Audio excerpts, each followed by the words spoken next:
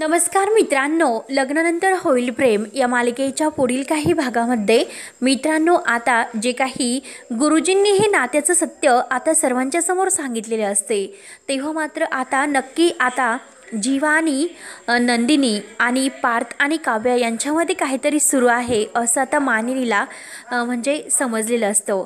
मानिनी आता विचार करते की किती काही झालं तरी आता ह्या चौघांचं नातं टिकवण्यासाठी आपल्याला काहीतरी प्रयत्न करावा लागेल।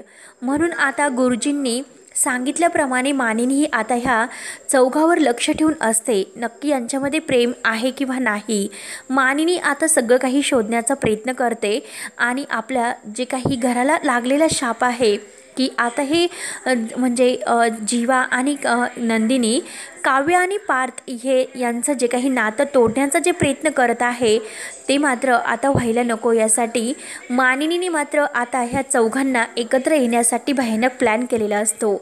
तेव्हा आता मानिनी खूप काही प्रयत्न करून जीवाच्या मनामध्ये नंदिनीविषयी प्रेम निर्माण करण्याचा प्रयत्न करते आणि नंदिनीविषयी आता जीवाच्या मनात अगदी व्यवस्थित प्रेम निर्माण झाले की नाही याचा ती शोध घेते।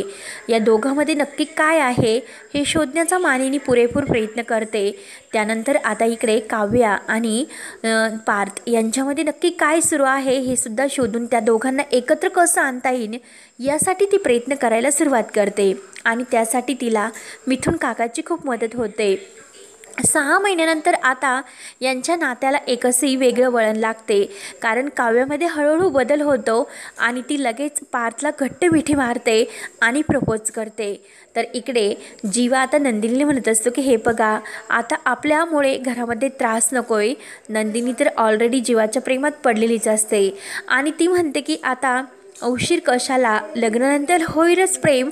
म्हणून लगेच आता नंदिनीसुद्धा आपल्या प्रेमाची कबुली आता जीवाला देते आणि मित्रांनो आता त्यांनी नंदिनीने जीवाला अगदी नवरा म्हणून स्वीकारलेलं असतं आणि काव्याने पार्थला।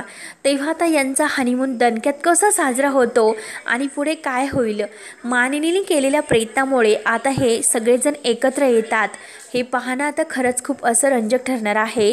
आणि आता मित्रांनो गुरुजीसुद्धा ह्या जोडप्यांना काय आशीर्वाद देतात तर लवकरच काय होतं पुढे आपण पुढच्या व्हिडिओमध्ये बघूयात। धन्यवाद।